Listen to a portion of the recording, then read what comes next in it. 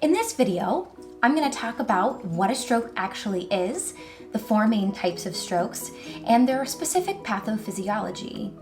Pathophysiology is a $10 word that basically means the underlying processes that happen in our body that in this case cause or allow a stroke to happen. Understanding what happened to your brain and the type of stroke that you had is one of the best things that you can do to start taking steps forward in your recovery journey. My name is Elyse, and I am an occupational therapist and certified stroke rehab specialist on a mission to make stroke information simple. If you're new here, I'm so glad that you found my channel, and welcome. Make sure that you like this video if you find it helpful, and hit that subscribe button to please the YouTube algorithm. All right, let's move on and explore what a stroke actually is. Essentially, a stroke happens when there is brain cell damage or death after blood flow stops to a certain area of the brain. We have to dive a little deeper to understand why blood flow stopping would cause cell death.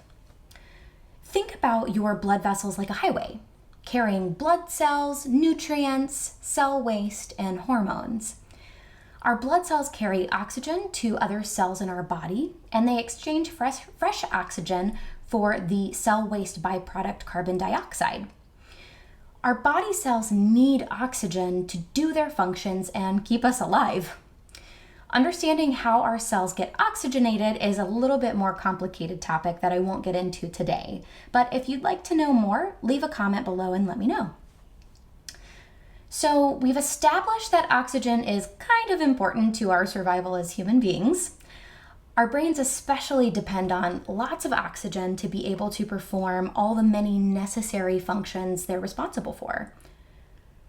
When there's a disruption in blood flow, and therefore a disruption in the oxygen to our brain cells quickly start becoming damaged or dying. Depending on the type of stroke someone has and where in the brain that those cells become damaged or die, will determine what type of impairment someone experiences after having a stroke. Okay, so that covers the basics of what a stroke actually is. Let's move on and talk about the four main types of stroke. Ischemic strokes make up around 87% of all strokes in the United States, per the American Heart Association. They involve a blood clot or a blocked vessel in the brain, which then causes that area of brain to be without oxygen, like we just talked about.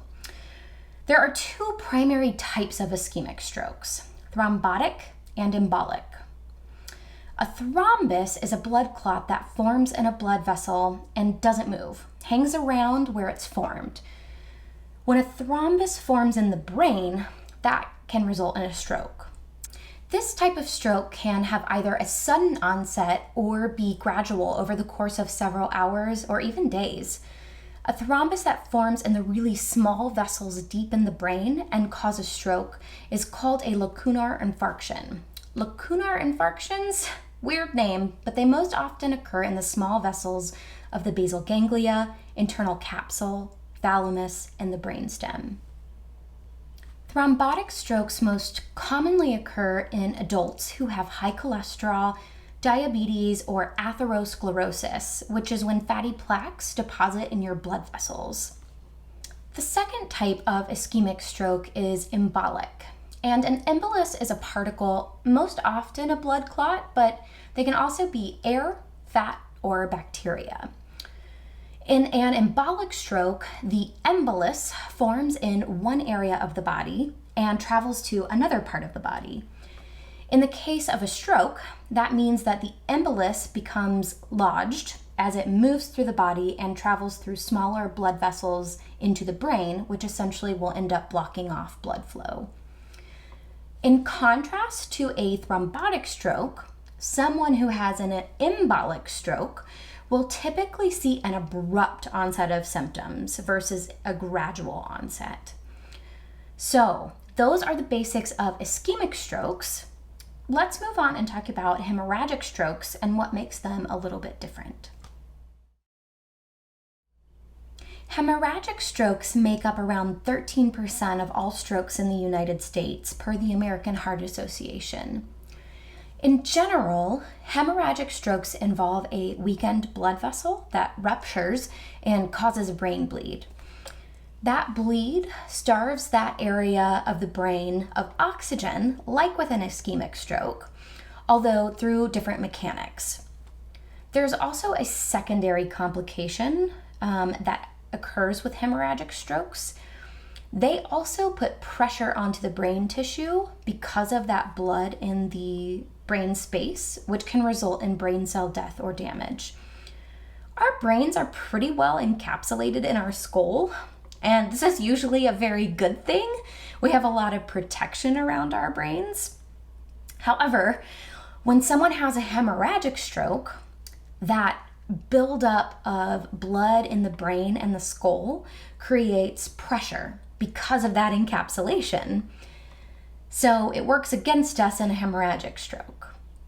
There are two types of hemorrhagic strokes, intracerebral and subarachnoid. Let's talk about intracerebral hemorrhages first. They are 2 times more common than subarachnoid hemorrhages. An intracerebral hemorrhage can happen deep in the brain or actually towards the surface. They occur when thin-walled arteries in the brain burst and cause blood to flow into the brain tissue. Subarachnoid hemorrhages are named so weirdly because of the space in which they occur. They happen in the subarachnoid space, which is between the brain and the skull. Now, normally that space is filled with what's called cerebrospinal fluid, or CSF, which typically cushions the brain so that it's not banging around on our skull. When a subarachnoid hemorrhage happens, blood enters the subarachnoid space, that empty space between the skull and the brain, and puts pressure onto the brain. The area of the brain served by that burst artery begins to die due to lack of oxygen and nutrients. And this bleeding can also interrupt the normal flow of cerebrospinal fluid. Okay, let's talk about another stroke classification, cryptogenic strokes. Almost 25% of ischemic strokes, which are caused by a clot or a blockage, are considered to be cryptogenic, according to the American Heart Association. Cryptogenic means that the cause of the stroke is an unknown clot or blockage somewhere. They just can't pinpoint it.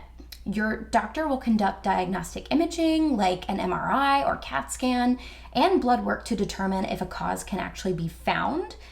And if there's no specific cause that can be found, that stroke will be labeled cryptogenic.